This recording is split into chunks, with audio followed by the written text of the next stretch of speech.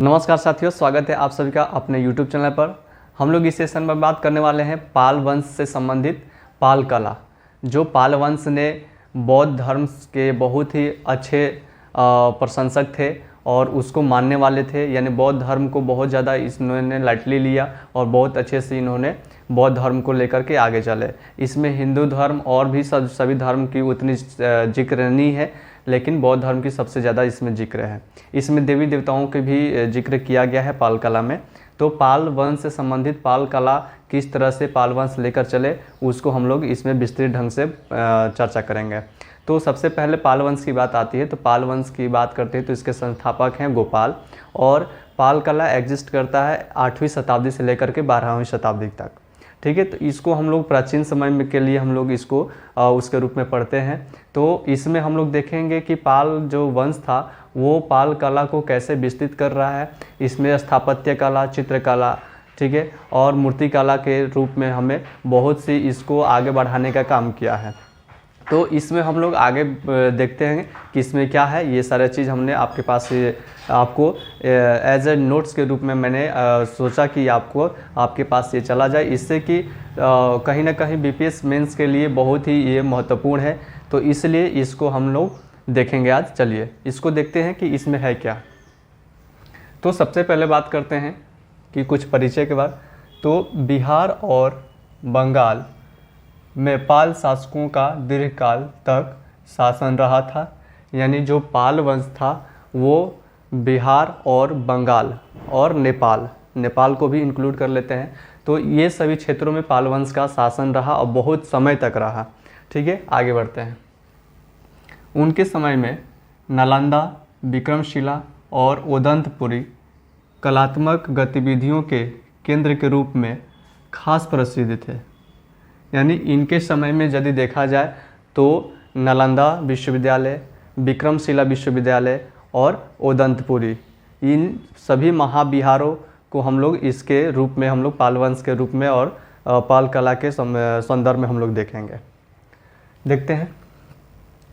इस समय बौद्ध कला की छटा कुछ मध्यम हो चली थी, फिर भी पाल शासकों ने स्थापत्य कला, चित्रकला और मूर्ति कला को नई ऊंचाइयां प्रदान की। यानी एक तरह से देखा जाए कि जब बौद्ध धर्म थोड़ा अपने मध्यम की ओर चल रहा था, यानी अपना जो अस्तित्व धीरे धीरे खोते चला जा रहा था, तो उस टाइम पाल शासकों ने चित्रकला के माध्यम से, स्थापत्य कला के माध्यम से इन्होंने उसको आगे बढ़ाने की कोशिश की। इसके उदाहरण आलोच्य पांडुलिपियों को चित्रकारियाँ और सलाई टीले के भित्ति चित्र हैं। ऐसा देखने में मिला है कि इस समय अजंता शैली में चित्र बनाए गए थे, जिसके सर्वोत्तम नमूने नेपाल के शाही दरबार, royal society, aesthetic society Calcutta और कला भवन काशी, महाराजा संग्रहालय बड़ौदा और बोस्टन संग्रहालय अमेरिका में सुरक्षित है। यानी इस सब के उदाहरण के रूप में हम यदि देखें तो इसमें आता है आलोच्य पांडुलिपियों की चित्रकारियाँ। तो इस तरह से हम लोग देख सकते हैं कि जो कुछ पांडुलिपियों के माध्यम से हमें पता चलता है, कुछ चित्रकारियों के माध्यम से चलता है, कुछ जो दीवारों पे पेंटिंग करके, तो उसके बारे में भी हम लोग पता चलता है। आगे देखते हैं। इसमें कुछ जो सराय टीले हैं, सराय टीले के भित्ति से भी हमें जो चित्र है उससे भी प्राप्त हुआ है। महाराजा संग्रहालय बड़ौदा, बोस्टन संग्रहालय जो अमेरिका में है, वहाँ पे ये सब सुरक्षित है। बात करते हैं सबसे पहले स्थापत्य कला। इसमें क्या बात हुई थी कि स्थापत्य कला, चित्रकला और मूर्ति कला। ठीक है, तो हम लोग इसको डिफाइन करेंगे अच्छे से। तो स्थापत्य कला के बारे में हम लोग देखते हैं। तो स्थापत्य कला में महाविहारों की चर्चा आती है, उसके बाद से स्तूपों की चर्चा आती है, चैत्य की बात आती है। चैत्य क्या था कि जो भिक्षु आते थे उनको रहने के लिए एक प्रॉपर तरीके से घर का प्रोवाइड कराना था उस टाइम। और महाविहारों, जहाँ पे वो लोग घूमने के लिए आते थे, वहाँ के रख रखाव, उनकी जो सुरक्षा से संबंधित जो भी बातें होती थी, वो महाविहार एक पूरी तरह से नगर की व्यवस्था की जाती थी। स्थापत्य कला के अंतर्गत देखते हैं कि स्थापत्य कला के क्षेत्र में पाल शासकों की निर्णायक भूमि रही। इसके साक्ष्य नालंदा, विक्रमशिला और उदंतपुरी महाविहार है। यानी स्थापत्य की जब भी बात आएगी पाल कला में, तो उसमें नालंदा विश्वविद्यालय, उसके बाद से विक्रमशिला महाविहार, वही आप उसको महाविहार बोल सकते हैं, नालंदा महाविहार और विक्रमशिला महाविहार और उदंतपुरी महाविहार। उसके बाद इसमें और एक आता है सोमपुरी, ठीक है, सोमपुरी महाविहार। नालंदा में विभिन्न युगों में बने महाविहार, स्तूप और मंदिर देखे जा सकते हैं। यहाँ पे मंदिर की भी जिक्र है, क्योंकि कभी कहीं ना कहीं पाल वंश बौद्ध धर्म से तो थे ही, बौद्ध धर्म के अनुयायी तो थे ही, बौद्ध धर्म को मानने वाले तो बौद्ध धर्म को मानने वाले थे ही, लेकिन इसमें उसके साथ साथ हिंदू धर्म को भी वो लोग मानते थे, लेकिन उतना ज़्यादा नहीं, बौद्ध धर्म के अपेक्षाकृत हिंदू धर्म को कम मानते थे, तो इसलिए कम यहाँ पे जो मंदिर है वहाँ पे कम देखा जा सकता है। आगे बढ़ते हैं कि भिक्षुओं को रहने के लिए आवास एक निश्चित योजना के आधार पर बने हुए हैं, जिनमें खुले आंगन के चारों ओर बरामदे, इनके पीछे कमरे जहाँ भिक्षु रहते थे। इन कमरों में हवा और प्रकाश के आवागमन की विशेष व्यवस्था थी। यानी इस तरह से हम लोग देख सकते हैं घर, ये इमारत क्या था, 2 मंजिला था और इनमें सीढ़ियों की व्यवस्था थी। इन कमरों में खिड़की, रोशनदान जैसी चीज़ें शामिल थी। यानी एक तरह से समझिए कि ये क्या था, एक यहाँ पे खुला आंगन हुआ करता था, बीच में यहाँ पे बरामदा होता था, उसके बाद साइड साइड से यहाँ पे रूम हुआ करता था। एक किनारे की ओर सीढ़ी हुआ करती थी, जो ऊपर 2 मंजिला पे जाने के लिए एक सीढ़ी हुआ करती थी। तो इस तरह के बनावट हुआ करता था, ठीक है, स्थापत्य कला के अंतर्गत महाविहारों की। चलिए, अंतिचक के स्थान से प्राप्त विक्रमशिला महाविहार के अवशेष पालकालीन स्थापत्य की विशिष्टता को और भी स्पष्ट करते हैं। यानी अंतिचक के जो स्थान से जो प्राप्त हुए हैं, क्या चीज़, विक्रमशिला महाविहार के जो अवशेष प्राप्त हुए हैं वो और भी स्पष्ट करते हैं। अंतिचक के स्थान से ही एक मंदिर और स्तूप के अवशेष मिले हैं। यानी मैंने आपको पहले ही बताया कि इसमें महाविहारों की चर्चा आएगी, स्तूप की चर्चा आएगी और चैत्य की भी। तो चैत्य हो गया आवास, ठीक है, तो आवास की भी बात कर लिए हम लोग, महाविहार की भी बात कर लिए, यहाँ पे स्तूप की भी चर्चा आ रही है। स्तूप के अवशेष मिले हैं, दोनों ही ईंट के बने हुए हैं। यानी जो स्थापत्य कला के अंतर्गत जितने भी भवन निर्माण हुए हैं वो ईंटों के बने हुए हैं। इनमें पत्थर और मिट्टी की बनी गौतम बुद्ध की विशाल मूर्तियां हैं। दीवारों के बाहरी हिस्से पर मिट्टी की तख्तियों से सजावट किया गया है। इन पर बौद्ध धर्म और वैष्णव धर्म दोनों का प्रभाव है। यहाँ पे बौद्ध धर्म, यानी बौद्ध धर्म तो पाल जो कला था, पाल वंश जो थे उसके तो प्रशंसक तो थे ही। यहाँ पे वैष्णव धर्म, यहाँ पे हम लोग गया में देख सकते हैं विष्णुपद जो मंदिर है उसके रूप में। इस सामान्य जीवन के दृश्य भी उकेरे गए हैं इसमें। तो ये रहा स्थापत्य कला। यानी स्थापत्य कला में हम लोग इतना सीख करके अपने हिसाब से आंसर राइटिंग कर सकते हैं बहुत अच्छे से, अपने आंसर को, क्वेश्चन को फ्रेमिंग करके और अपने आंसर की जो भी चीज़ें इसमें से है उसको लिख सकते हैं। और जो भी शब्द सीमा होते हैं उसको ध्यान में रखकर, इतना नहीं लिखा जा सकता है, इसमें हम लोग शब्द सीमा जैसे दिया गया रहेगा उसके हिसाब से समय को देखते हुए शब्द सीमा निर्धारण करके हम लोग लिख सकते हैं। चित्रकला की बात करते हैं तो पालकालीन चित्रकला के अध्ययन के लिए कुछ पांडुलिपियाँ उपलब्ध है, जिनमें तारपत्रों पर चित्रकार्य की गई है। इसके अतिरिक्त लघु चित्र और भित्ति चित्र के नमूने भी पाए गए हैं। यानी चित्रकला की कभी भी बात आएगी तो हम लोग पांडुलिपि और भित्ति चित्र के, यानी 2 तरह के इसमें टर्म आते हैं, नमूने भी पाए गए हैं। महेंद्रपाल और रामपाल के शासन काल में बौद्ध ग्रंथ पर प्रज्ञा परमिता के जो संस्करण तैयार हुए थे उनमें भी ऐसी चीज़ें चित्रकार्य की गई थी। इसके अतिरिक्त अष्ट सहस्रिका, प्रज्ञा परमिता तथा पंचरक्षा में इसी प्रकार की चित्रलिपियाँ मिलती हैं। ठीक है, महेंद्रपाल और रामपाल ये पाल वंश से ही संबंधित है, उसी के शासनकाल में ये शासक थे। इन चित्रलिपियों पर तांत्रिक प्रभाव अधिक दृष्टिगोचर होता है। यानी इसमें हम लोग देखें तो इसमें तांत्रिक प्रभाव भी, यानी नज़र लगना, ये सारा चीज़ हम लोग देखते हैं। साथ ही इसमें बुद्ध के जीवन से संबंधित घटनाओं, महायान संप्रदाय के देवी देवताओं तथा जातक कथाओं पर आधारित दृश्यों का चित्रण मिलता है। इन्हें बनाने के लिए उच्च कोटि के ताल पत्रों पर प्राथमिक रंगों का व्यवहार किया जाता है। यानी इसमें साथ ही इसमें बौद्ध जो बुद्ध के जीवन से संबंधित इसमें चर्चा की गई है। उसके बाद महायान संप्रदाय के, यानी बौद्ध धर्म आगे चल करके महायान और हीनयान में बट गया, दो खेमों में बट गया, जिसमें से महायान संप्रदाय के जो देवी देवताओं तथा जातक कथाओं पर जो आधारित थी उसके दृश्यों का चित्रण मिलता है। इन्हें बनाने के लिए उच्च कोटि के तालपत्रों पर प्राथमिक रंगों का व्यवहार किया जाता है। प्राथमिक रंग यानी लाल, नीला और उजला का प्रयोग किया गया है। तत्पश्चात उन पर हरे, भूरे और हल्के गुलाबी और बैंगनी रंगों से चित्रकारी की गई है। नालंदा से प्राप्त इन पांडुलिपियों के चित्रकारियों की विशिष्टता उतना उत्कृष्ट सैनिक रेखांकन और लालित्य एवं रैखिक अलंकृत शैली है। ये एक तरह का शैली है जो इसमें दिखाया गया है। इन पर अजंता की शास्त्रीय चित्रकला एवं पूर्वी भारतीय इंद्रिय शक्ति का प्रभाव है।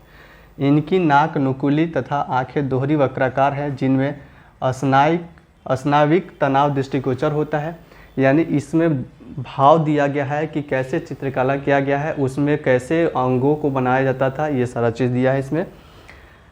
चित्रकला का एक अन्य रूप भित्ति चित्र के रूप में नालंदा जिला में स्थित सराय टीले के उत्खनन से प्राप्त हुए हैं। अब हमने यहाँ पे देख लिया पांडुलिपि के रूप में यहाँ तक। उसके बाद से यहाँ से नीचे देखेंगे तो हम लोग भित्ति चित्र, तो हम लोग चित्रकला को दो टर्म में हम लोग समझ सकते हैं। एक पांडुलिपि, जो पांडुलिपि से संबंधित ये हो गया। उसके बाद हम लोग देखेंगे यहाँ पे भित्ति चित्र के रूप में। तो भित्ति चित्र के रूप में दीवारों पर कैसे कैसे चित्र बनाए जाते थे, कैसे क्या क्या चीज़ रखा गया होता है, इसको हम लोग देखेंगे इसमें। सराय टीले से उत्खनन से प्राप्त हुए हैं।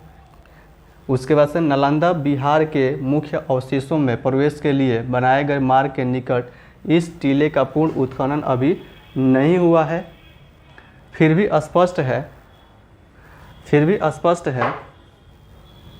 स्पष्ट होता है कि यहाँ ईंटों से बना एक आयताकार स्तूप रहा होगा। इस स्तूप के प्रतिमा पीठ पर ढेर सारी चित्रकारियाँ मिलती हैं। नालंदा के भित्ति चित्रों के निर्माण की प्रेरणा अजंता और बाघों की गुफाएं से ली गई है।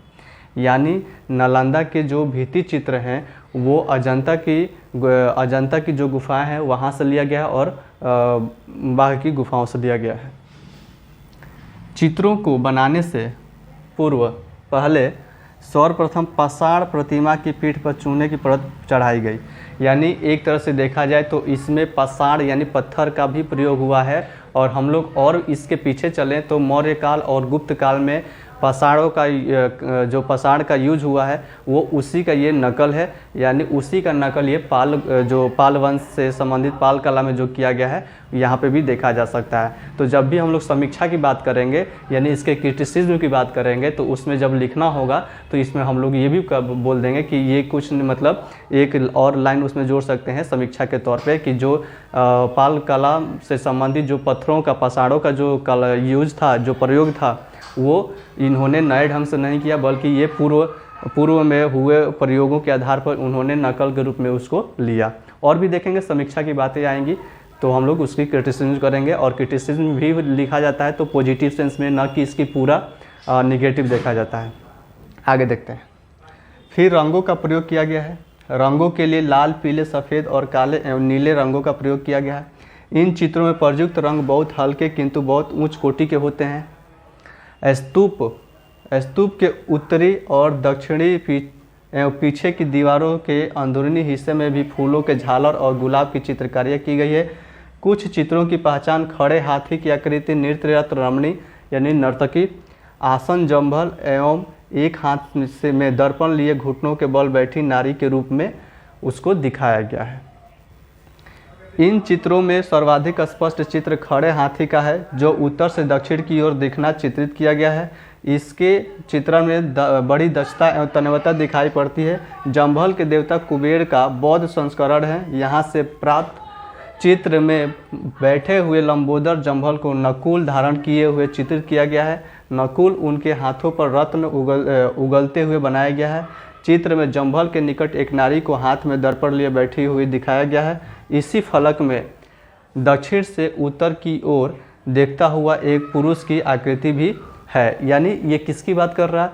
इसकी बात कर रहा है कि जैसे जो स्तूप था, स्तूप जो बनाया गया है, स्तूप इस तरह के होते हैं, ठीक है, ये अर्धाकार वृत्ताकार होता है यहाँ पे, और इसमें स्तूप होते हैं। तो ये स्तूप किस तरह से बनाए गए हैं, इस तरह के जो संरचना होती है ये स्तूप, और इस स्तूप पे बहुत सारे ऐसे कलाकृतियाँ की गई होती है, उसी की बात कर रहा है। इस पे क्या चीज़, क्या इस पे जो जो भी चीज़ यहाँ पे दिखाया गया है, जो भी उस चीज़ को यहाँ पे लिखा गया है।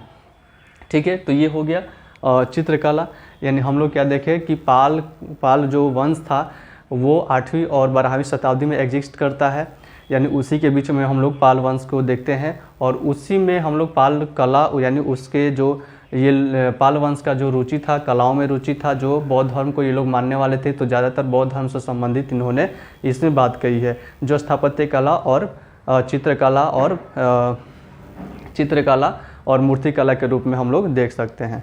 उसके बाद से एक बच जाता है, स्थापत्य कला हो गया, चित्रकला हो गया, और चित्रकला में याद रखिएगा पांडुलिपि और भित्ति चित्र, दो तरह से इसमें होते हैं टर्म। और स्थापत्य कला में हम लोग देखते हैं तो महाविहारों और स्तूप और चैत्य के रूप में हम लोग देखते हैं। तो यहाँ पे तो भित्ति चित्र हो गया कि भित्ति चित्रों पर कैसे उकेरा गया था, ये सारा चीज़ हम लोग देखते हैं। उसके बाद से हम लोग देखते हैं मूर्तिकला के रूप में। तो चलिए इसके बाद से हम लोग बात करेंगे मूर्तिकला, यानी वहाँ पे मूर्ति कैसे उस टाइम बनाए जाते थे, किस किस चीज़ का प्रयोग किया जाता था। तो इसमें हम लोग देख सकते हैं कि कांसे और पत्थर का बनाया जाता था, जो ज़्यादातर बेसाल्ट पत्थर हुआ करता था। तो इसमें हम लोग आगे देखेंगे कि कैसे इसमें महिलाओं के सौंदर्य की को ध्यान में रखते हुए इसको बनाया गया है। और भी इसमें बहुत सारे ऐसे चीज़ें हैं जो बहुत सारे अलग अलग साक्ष्यों से प्राप्त हुए हैं, उसको हम लोग देखेंगे। तो देखते हैं सबसे पहले कि मूर्तिकला पाल युग में पत्थर और कांसे की मूर्तियों के निर्माण की एक अत्यंत शैली का विकास बिहार प्रदेश में, जिसका क्रमशः विकास बंगाल में दिखाई पड़ता है। यानी ज़्यादातर बंगाल के क्षेत्रों में, यानी उस टाइम बिहार और बंगाल तो लगभग एक ही हुआ करता था, तो वहाँ पे बंगाल में भी दिखाई पड़ता है। कांस्य प्रतिमाओं के निर्माण में निर्णायक राजतक्षक धीमन और उनके पुत्र बिठपल, यानी बिठपल धीमन के पुत्र हैं, यानी एक तरह से मूर्तिकार के रूप में हम लोग इसमें कंसीडर कर सकते हैं। दो तरह से, कौन कौन, तो धीमन और बिठपाल, जिन्हें दो महान पाल शासकों जैसे धर्मपाल और देवपाल का संरक्षण प्राप्त था। नालंदा और कुकरीहार से कांस्य प्रतिमाएं इस तथ्य की ओर संकेत करती है कि कांस्य प्रतिमाएं सांचे में ढाली जाती थी। यानी उस टाइम हम लोग बात करते हैं धीमन और जो उनके पुत्र थे बिठपाल, ये दो मूर्तिकार बहुत ही प्रसिद्ध हैं। और ये किसके समकालीन थे, तो पाल शासक जो थे यहाँ पे आप देख सकते हैं धर्मपाल और देवपाल के समकालीन थे, यानी उनका संरक्षण प्राप्त था। नालंदा और कुकरीहार से प्राप्त कांस्य प्रतिमाएं इस तथ्य की ओर संकेत करती है कि कांस्य प्रतिमाएं सांचे में ढाली जाती थी, यानी जो कांस्य प्रतिमाएं बनाई जाती थी तो उसको सांचे में ढाल करके बनाया जाता था। नालंदा से प्राप्त नमूने देवपाल के समय के हैं। नालंदा से जो प्राप्त हुए हैं नमूने वो देवपाल के समय के हैं, जबकि कुकरीहार से जो प्राप्त मूर्तियाँ वो क्या हैं, बाद की हैं, यानी उसके बाद की हैं। लेकिन इनकी खास विशेषता यह है कि दोनों मूर्तियों का निर्माण एक ही शैली में हुआ है। यदि इसकी विशेषता की बात करें तो इसमें एक ही शैली में इसका निर्माण हुआ है। इसके अतिरिक्त फतेहपुर, अंतीचक और इमादपुर आदि से भी कुछ मूर्तियाँ कांसे के बने हुए स्तूपों के मॉडल और कुछ बर्तन भी प्राप्त हुए हैं। कहाँ पे, अंतीचक, फतेहपुर और इमादपुर से भी यहाँ पे साक्ष्य के रूप में मिलते हैं। मूर्तियाँ अधिक मात्रा में मिली है, जिसमें अधिकांश का संबंध बौद्ध धर्म से है। मैंने पहले ही बोला था कि जो पाल वंश जो था वो बौद्ध धर्म से संबंधित था, बौद्ध धर्म के प्रशंसक थे, तो ज़्यादातर इसमें बात बौद्ध धर्म की ही आएगी। तो अधिकांश संबंध बौद्ध धर्म से है। बुद्ध, बोधिसत्व, अवलोकितेश्वर, मंजूश्री, मैत्रेय, तारा, जमला, हथग्रीव को इन मूर्तियों में दर्शाया गया है। हिंदू देवी देवताओं में मुख्यतः सूर्य, विष्णु, बलराम, गणेश और उमा महेश्वर की मूर्तियाँ मिली है। यानी हिंदू देवी देवताओं की बात किया जाए तो उसमें सूर्य, विष्णु, बलराम, गणेश और उमा महेश्वर की मूर्तियाँ मिली हुई है। आगे बात करते हैं। पालकालीन पत्थर की मूर्तियों भी कलात्मक सुंदरता का उत्तम उदाहरण प्रस्तुत करती है। ये मूर्तियाँ काले बेसाल्ट पत्थर की बनी हैं। इन पत्थरों का संथाल परगना और कैमूर पहाड़ियों से प्राप्त हुआ है।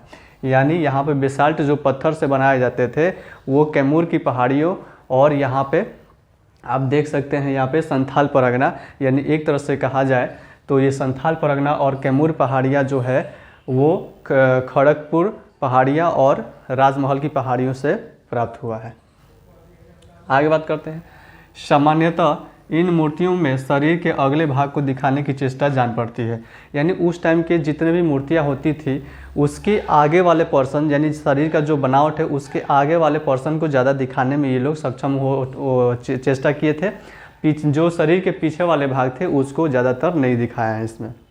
तो एक तरह से हम लोग क्रिटिसिज्म के रूप में, यानी समीक्षा जब हम करेंगे तो उस टाइम हम लोग ये लिख सकते हैं। ठीक है, आगे बढ़ते हैं। पीछे वाले भाग को नहीं, कुछ ऐसी ही मूर्तियाँ मिली है जिनमें उतना ही कुशलता से उनके पृष्ठ भाग को भी उत्कीर्ण किया गया है। यानी पीछे वाला कुछ ऐसी मूर्ति मिली है जिसके पीछे वाले भाग को भी उत्कृष्ट किया गया है। पत्थर की मूर्तियाँ भी अधिकतर बुद्ध एवं उनके विभिन्न रूपों की है, जैसे मंजूश्री, अवलोकितेश्वर, बोधिसत्व आदि। इसमें बुद्ध के जीवन को जीवंत करने की कोशिश की गई है।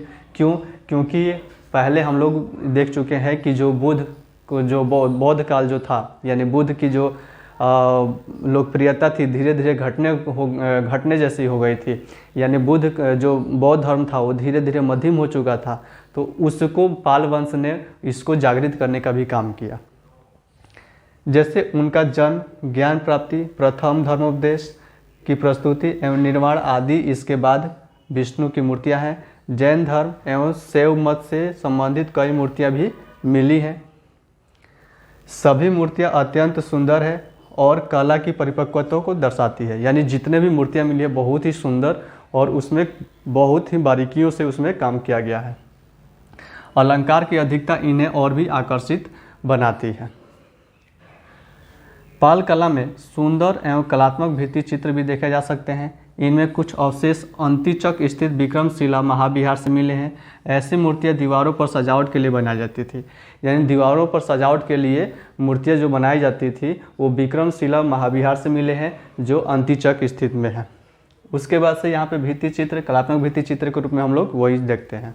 उसके बाद बात करते हैं हम लोग कि धार्मिक आस्था और सामान्य जनजीवन को प्रमुखता इसमें प्राप्त हुई है।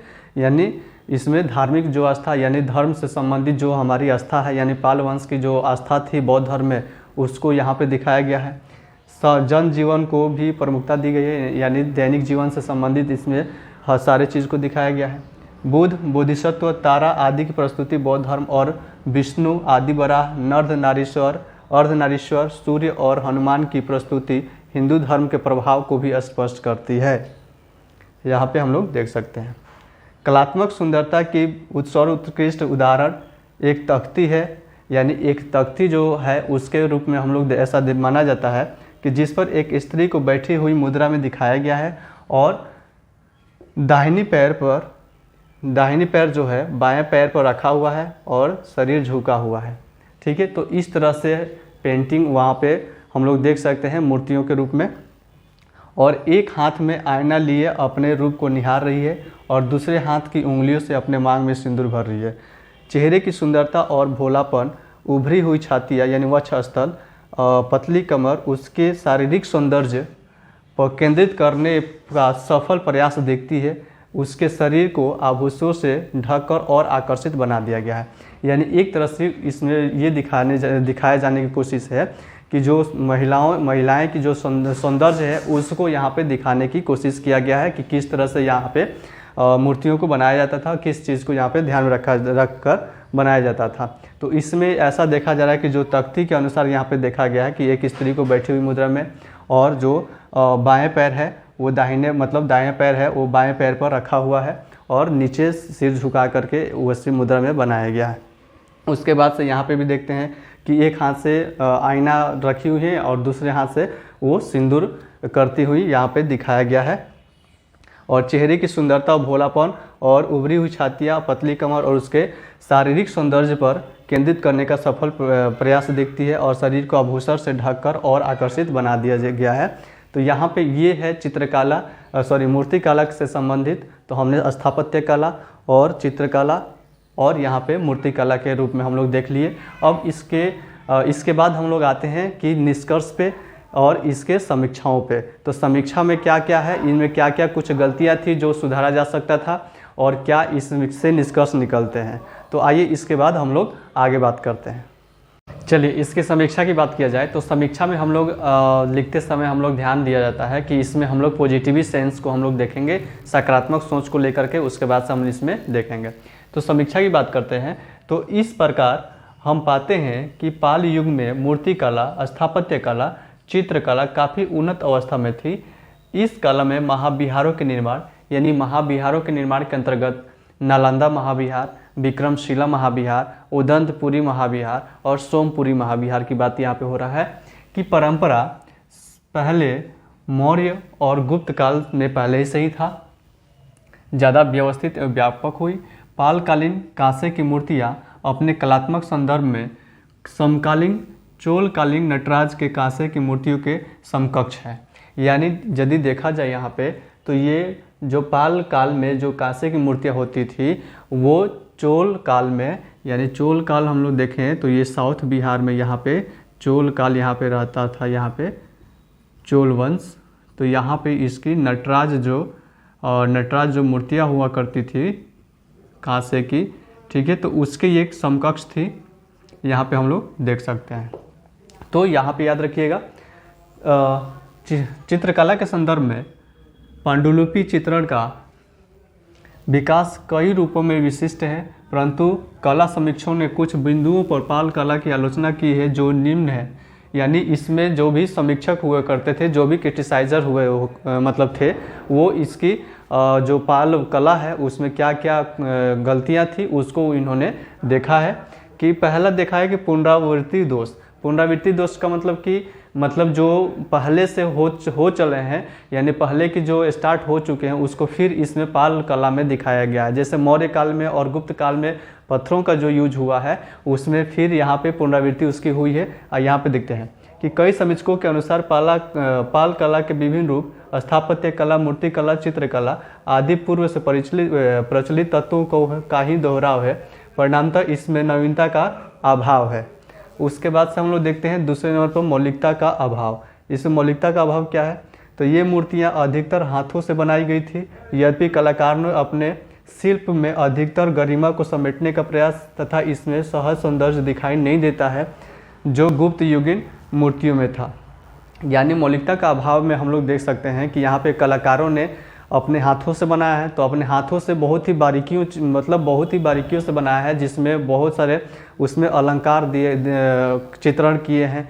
जो ये क्या है वो यहाँ पे देख सकते हैं कि सिर्फ और सिर्फ अपने गरिमा को ही समेटने का, यानी अपने को फेमस होने के लिए वहाँ पे जो पहले गुप्तकालीन में जो हुआ करती थी वहाँ वैसा बात ये इसमें नहीं है।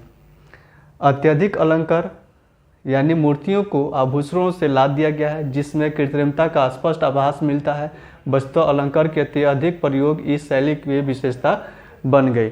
यानी इसमें देखा जाए तो मूर्तियाँ जो थी, मूर्तियों में जो प्राकृतिक जो सौंदर्य है उसको ज़्यादा नहीं दिखाया गया है। उसके जो प्राकृतिक सौंदर्य हैं उसको गहनों से उसको लाद दिया गया है, जिससे प्राकृतिक सौंदर्य वहाँ पे नहीं देख पाते हैं।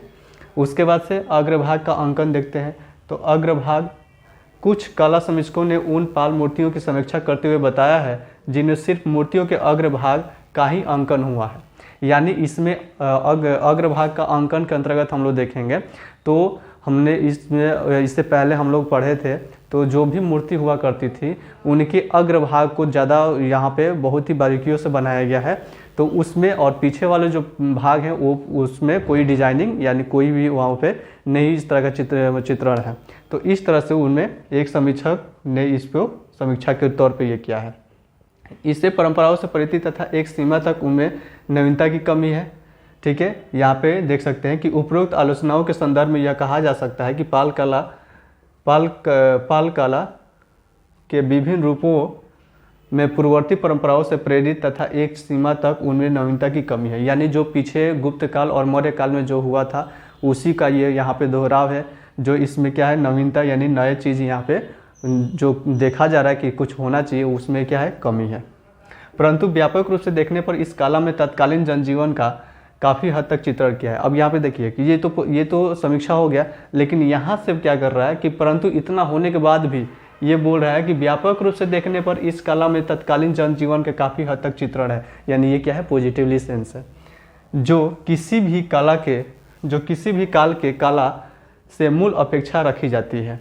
निष्कर्षतः यह कहा जा सकता है कि पूर्व मध्यकालीन भारत में विकसित हो रहे त्रिपक्षीय संघर्ष की रणनीति में सशक्त उपस्थिति जो दर्ज की ही साथ ही कला के विविध रूपों के विकास के दृष्टि से बिहार की समृद्धशाली कला और परंपराओं में नए आयाम भी जोड़े हैं। यानी इतना होने के बाद भी पाल कला जो है, पाल वंश ने एक अलग ही पहचान दी है। तो ये बहुत ही समृद्धशाली तौर पे बोला जा सकता है। तो ये है समीक्षा और ये है निष्कर्ष, ठीक है। तो उसके बाद से हम लोग पूरे जो इतने भी हैं उसको थोड़ा बहुत एक छोटे से रिवीजन के तौर पे हमने यहाँ पे देख सकते हैं कि पाल कला का हम लोग सबसे पहले परिचय, भूमिका देख सकते हैं। उसके बाद प्रमुख कला, उसके बाद समीक्षा। जब समीक्षा बोले तो ही समीक्षा करना है, यदि निष्कर्ष बोले तो निष्कर्ष लिखना है। उसके बाद से यहाँ पे परिचय के तौर पर स्थापत्य होता है, प्रमुख कला के तौर पर चित्रकला होता है, और प्रमुख कला में स्थापत्य, चित्रकला और मूर्तिकला होता है। स्थापत्य में आता है महाविहार, स्तूप, चैत्य और मंदिर, जिसमें विष्णुपद मंदिर देखा जा सकता है गया में। यहाँ पे चित्रकला में पांडुलिपि, भित्ति चित्र और इस चित्रकला के जो चित्रकार थे धीमन और उनके पुत्र बिठपाल। मूर्तिकला की बात करते हैं तो कांसा की मूर्तियाँ और पत्थर, ये सारे चीज़ होते थे। यहाँ पे देखते हैं महाविहारों में तो नालंदा महाविहार जो गोपाल के द्वारा बनाया गया था, विक्रमशिला महाविहार जो धर्मपाल के द्वारा बनाया गया था, उदंतपुरी और सोमपुरी विहार है। और उसके बाद से यहाँ पे स्तूप, चैत्य और मंदिर। चैत्य वही है आवास भिक्षुओं को रहने के लिए। उसके बाद से यहाँ पे है महिपाल के समय काशी में सैकड़ों मंदिर का निर्माण हुआ था। महिपाल भी एक तरह के पाल वंश के शासक हुआ करते थे। और यहाँ पे विष्णुपद की जो प्रमुख विशेषताएं थी वो क्या क्या थी देख लेते हैं। 30 मीटर ऊंचा हुआ करता था, विशिष्ट अर्ध मंडप था, उसमें अष्टभुजीय स्तंभ संरचना था और उत्तर भारतीय नगर शैली से ये प्रभावित था। यानी जो भी इसमें मंदिर बनाया गया था इसमें हिंदू धर्म से संबंधित जो विष्णुपद से मंदिर जो के नाम से जानते हैं वो नागर शैली में बनाया गया था। तो ये पूरा हो गया पाल कला, पाल वंश से जो बनाए हुए थे। तो ये हम लोग पूरे वीडियो देखे और बहुत ही अच्छे से इसको देखे। तो मिलते हैं नेक्स्ट वीडियो के साथ, तब तक के लिए नमस्कार, जय हिंद।